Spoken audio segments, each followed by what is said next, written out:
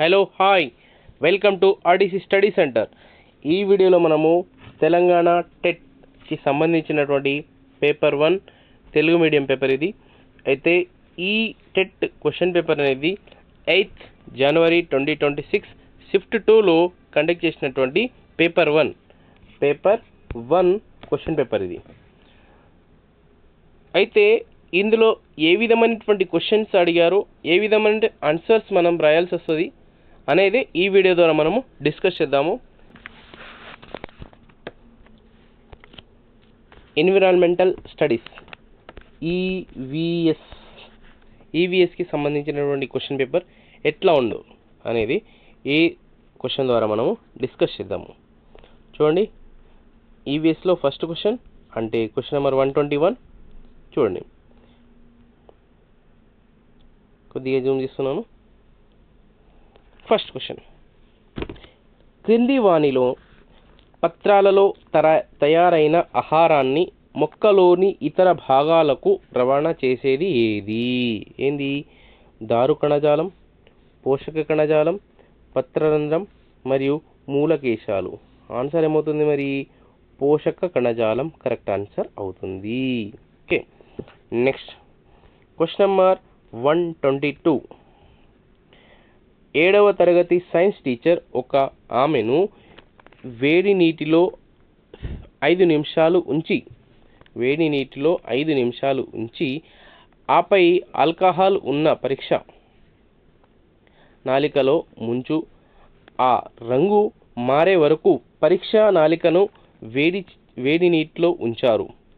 ఆ రంగును తొలగించడంలో ఉపాధ్యాయుని ప్రధాన పాత్ర ఏంటిది? ప్రధాన ఉద్దేశం ఏంటిది అని అడిగారు. ఏంటిది మరి? ఆకులో ఉన్న పిండి పదార్థాన్ని పరీక్షించడం కోసం, ఆకులో ఉన్న మాంసకృతులను పరీక్షించడం కోసం, ఆకులో ఉన్న కొవ్వు పదార్థాలను పరీక్షించడం కోసం, ఆకులో ఉన్న విటమిన్లను పరీక్షించడం క్వశ్చన్. ఆన్సర్ ఏంటిది? ఆకులో ఉన్న పిండి పదార్థాన్ని పరీక్షించడం కోసం ఎండలో ఉంచమన్నది. కాబట్టి so first one correct answer అవుతుంది. ఈ క్రింది వాటిలో రక్షక పోషకాలు అని కూడా పిలువబడే జతను గుర్తించండి. విటమిన్లు ఖనిజ పోషకాలు, మాంసకృతులు ఖనిజ పోషకాలు, మాంసకృతులు పిండి పదార్థాలు మరియు పిండి పదార్థాలు మరియు ఖనిజ పోషకాలు. ఆన్సర్ ఏమంటుంది? విటమిన్లు మరియు ఖనిజ పోషకాలు ఎవరిని అంటారు?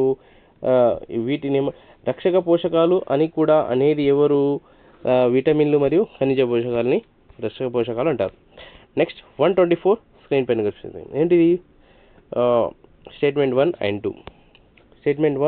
2. చూడండి, గాలి ద్వారా సంక్రమించే వ్యాధులు వ్యాధి సోకిన వ్యక్తి దగ్గినప్పుడు లేదా తుమ్మినప్పుడు విడుదలయ్యే చిన్న తుంపరల ద్వారా వ్యాపిస్తుంది. వ్యాఖ్య 2, కాచిన నీటి క్రమం తప్పకుండా తాగడం ద్వారా గాలి ద్వారా సంక్రమించే వ్యాధులను నివారించవచ్చు. సరైన స్టేట్మెంట్ని తెలుసుకోండి అన్నాడు. ఏంటి సరైన స్టేట్మెంటు? వ్యాఖ్య 1 సరైనది మరియు వ్యాఖ్య 2 రెండు సరైనది. సరికానిది అంటే ఫస్ట్ వన్ కరెక్ట్ అట, ఇది రాంగ్ అన్నమాట. ఓకే, కాబట్టి second one wrong. Next question number 125 screen పైన కనిపిస్తుంది. కణికాభ కణాలు కాని రక్త కణం ఏంటిది? కణికాభ కణాలు కాని రక్త కణం ఏంటిది? Neutrophils, basophils, eosinophils, lymphocytes. Answer ఏమవుతుంది? లింఫోసైట్స్ కరెక్ట్ ఆన్సర్ అవుతుంది. క్వశ్చన్ నెంబర్ 126 అంటే ఆధార్ కార్డులు జారీ చేసేటప్పుడు కంటిలోని ఈ భాగాన్ని స్కాన్ చేస్తారు. ఎందుకనగా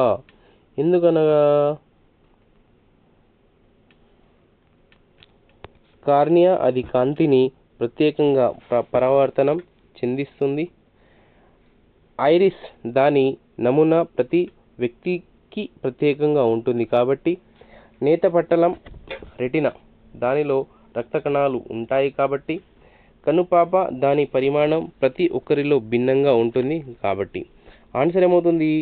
ఐరిస్ దాని నమూనా ప్రతి వ్యక్తికి ప్రత్యేకంగా ఉంటుంది కాబట్టి. Next question number 127 question number 120. చర్మంలోని ఏ పొరలో రక్తనాళాలు, నాడులు మరియు స్వేద గ్రంథులు ఉంటాయి? ఎక్కడ ఉంటాయి మరి? బహిశ్చర్యం, అంతఃచర్మం, బహిశ్చర్మం, అంతఃచర్మం, ఉపబహ్య చర్మం మరియు కార్నియం పొర. ఆన్సర్ ఏమవుతుంది? అంతఃచర్మం కరెక్ట్ ఆన్సర్ అవుతుంది. నెక్స్ట్ క్వశ్చన్ 128 స్క్రీన్ పైన కనిపిస్తుంది. కప్పల నీటి ద్వారా శ్వాసించగలవు. కప్పలు వీటి ద్వారా శ్వాసించగలవు. చర్మం, ఊపిరితిత్తులు,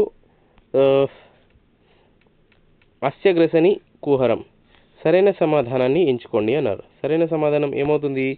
ABC 3 కరెక్ట్ అవుతుంది. ఏంది? కప్పలు దేంతోటి? చర్మం ద్వారా, ఊపిరితిత్తుల ద్వారా, అస్యగ్రసని, కుహరం ద్వారా కూడా శ్వాసించగలవు. శ్వాస అంటే బ్రీతింగ్ అనేది తీసుకోవడం జరుగుతుంది అన్నమాట కప్పలు. Next question number 129. మూత్రం పసుపు రంగులో ఉండటానికి ప్రధాన కారణం ఏంటిది? యూరియా ఉండటం, క్రియాటిన్ ఉండటం, యూరోక్రోమ్ వర్ణద్రవ్యం ఉండటం, పైత్యరస లవణాలు ఉండటం. ఆన్సర్ ఏమవుతుంది మరి? యూరోక్రోమ్ వర్ణద్రవ్యం ఉండటం వలన. Next question number 130. అనిషేక ఫలనం అనగా ఫలాభివృద్ధి చెందకుండానే విత్తనాలు ఏర్పడటం, ఫలదీకరణం లేకుండానే ఫలాలు అభివృద్ధి చెందడం, పుప్పొడి లేకుండా ఫలదీకరణం చెందడం మరియు పుష్పాలు లేకుండా ఫలాలు ఉత్పత్తి చేయడం. ఆన్సర్ ఏమవుతుంది మరి? ఫలదీకరణం లేకుండానే ఫలాలు అభివృద్ధి చెందడాన్ని అనిషేక ఫలనం అని అంటాము. ఓకే. నెక్స్ట్ క్వశ్చన్ స్క్రీన్ పైన కనిపిస్తుంది. Question number 131. క్రింది వాటిలో పునరుత్పాదక, తక్కువ కార్బన్ కలిగిన మరియు బేస్ లోడ్ విద్యుత్ కోసం నమ్మదగిన శక్తి వనరు ఏంటిది? బొగ్గు, సహజ వాయువు, భూ ఉష్ణ శక్తి, డీజిల్. ఆన్సర్ ఏమవుతుంది? భూ ఉష్ణ శక్తి కరెక్ట్ ఆన్సర్ అవుతుంది. క్వశ్చన్ నెంబర్ 132 స్క్రీన్ పైన కనిపిస్తుంది. ఈ కింది వాటిలో ఏ వ్యాఖ్య కరువు రావడానికి గల కారణాన్ని బాగా వివరిస్తుంది? చాలా సంవత్సరాలుగా భారీ వర్షపాతం కురవడం, చాలా సంవత్సరాలుగా చాలా తక్కువ వర్షపాతం కురవడం, చాలా సంవత్సరాలుగా నిరంతర హిమపాతం కురవడం, చాలా సంవత్సరాలుగా బలమైన గాలులు వీయడం. ఆన్సర్ ఏమవుతుంది? చాలా సంవత్సరాలుగా చాలా తక్కువ వర్షపాతం కురవడం. నెక్స్ట్ క్వశ్చన్ నెంబర్ 133 స్క్రీన్ పైన వస్తుంది.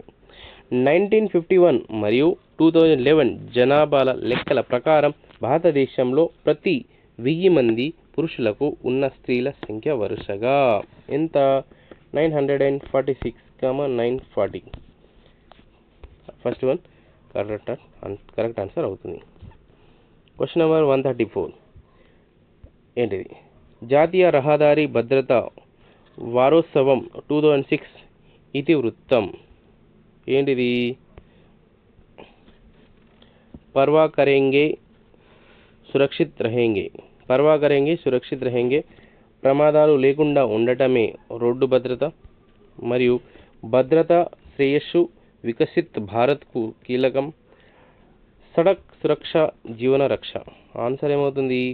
ప్రమాదాలు లేకుండా ఉండటమే రోడ్డు భద్రత. జాతీయ రహదారి భద్రత వారోత్సవం 2006 ఇచ్చిన వృత్తం ఏంటిది? ప్రమాదాలు లేకుండా ఉండటమే రోడ్డు భద్రత కరెక్ట్ ఆన్సర్ అవుతుంది. Question number 135.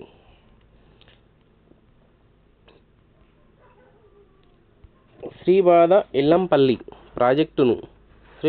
ఎల్లంపల్లి ప్రాజెక్టును ఈ నదిపై నిర్మించారు. ఏ నదిపై నిర్మించారు? గోదావరి, కృష్ణ, మంజీరా, ఇంద్రావతి.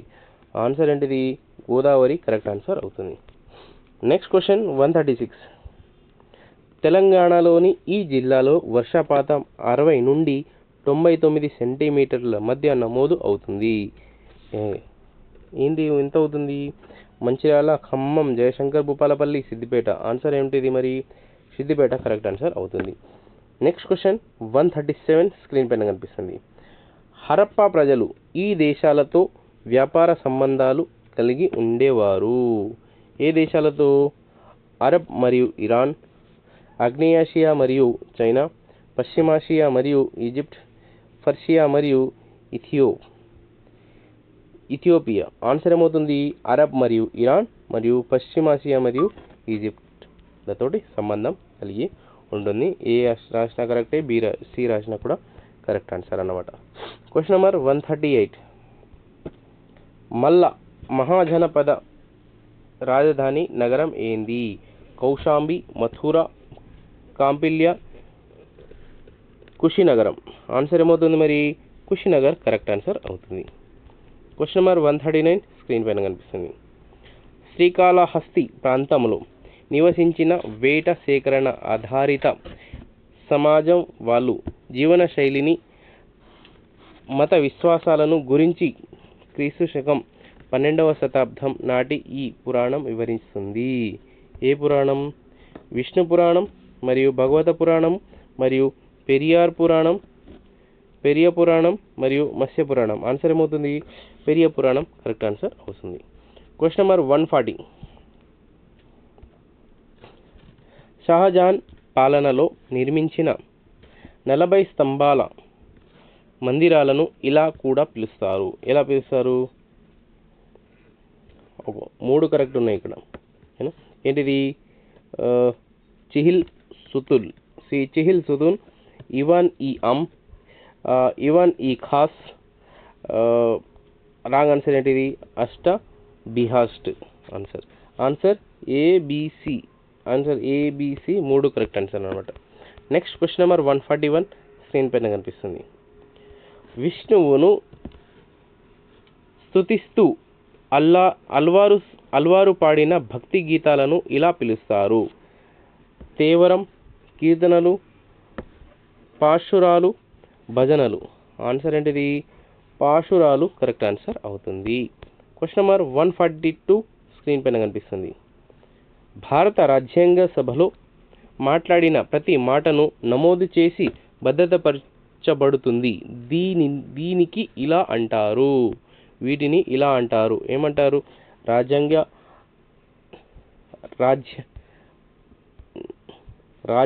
ఆశయాలు, రాజ్యాంగ సభ చర్చలు, ఉద్దేశాల తీర్మానం మరియు రాజ్యాంగ ఆదర్శాలు. ఆన్సర్ ఏంది? రాజ్యాంగ సభ చర్చలు కరెక్ట్ ఆన్సర్ అవుతుంది. ఏమన్నారు ఇక్కడ? భారత రాజ్యాంగ సభలో మాట్లాడిన ప్రతి మాటను నమోదు చేసి భద్రపరచబడుతుంది. వీటిని ఇలా అంటారు. ఏమంటారు? రాజ్యాంగ సభ చర్చలు అని అంటారు. ఓకే. Next question number 143. బిరుదుల రద్దు భారత రాజ్యాంగంలోని ఈ కింది ఆర్టికల్ పొందుపరచబడింది. ఆర్టికల్ ఏంటిది? ఆర్టికల్ 18లో పొందుపరచడం జరిగిందనమాట. Next question number 144. క్రింది వాటిలో అంతరించిపోయే ప్రమాదమున్న సంచార జాతులను గుర్తించిన బొమ్మల పుస్తకం ఏంటిది?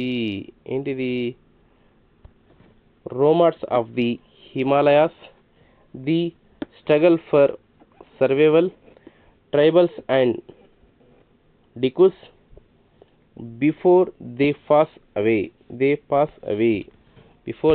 అవే. ఫోర్త్ ఆన్సర్ కరెక్ట్ ఆన్సర్ అవుతుంది. నెక్స్ట్ క్వశ్చన్ స్క్రీన్ పైన కనిపిస్తుంది. Question number 145. తెలంగాణ రాష్ట్రంలోని ప్రాథమిక స్థాయి ఈవీఎస్ పాఠ్యపుస్తకాలలోని పాఠ్యాంశాల అమరిక ప్రధానంగా వీటి ఆధారంగా జరిగింది. దేని ఆధారంగా? విషయాలు, ఇతివృత్తాలు, కృత్యాలు, పాఠాలు. ఆన్సర్ ఏమవుతుంది మరి? ఇతివృత్తాలు కరెక్ట్ ఆన్సర్ అవుతుంది. నెక్స్ట్ క్వశ్చన్ స్క్రీన్ పైన కనిపిస్తుంది. Question number 146. క్రింది వాటిలో పరిసరాల విజ్ఞానంలో రక్త ప్రసరణ వ్యవస్థ పాఠాన్ని బోధించేటప్పుడు ప్రక్రియలు లేదా వాటి క్రమాలను అర్థం చేసుకోవడానికి అత్యంత ప్రభావంగా ఉపయోగించగల బోధనోపకరణాలు ఏంటిది? ఫ్లాష్ కార్డులు మరియు ఫ్లో చార్ట్లు మరియు చిత్రపట్టీలు. Okay. Option A and B రెండు కరెక్ట్ ఆన్సర్ అన్నమాట. నెక్స్ట్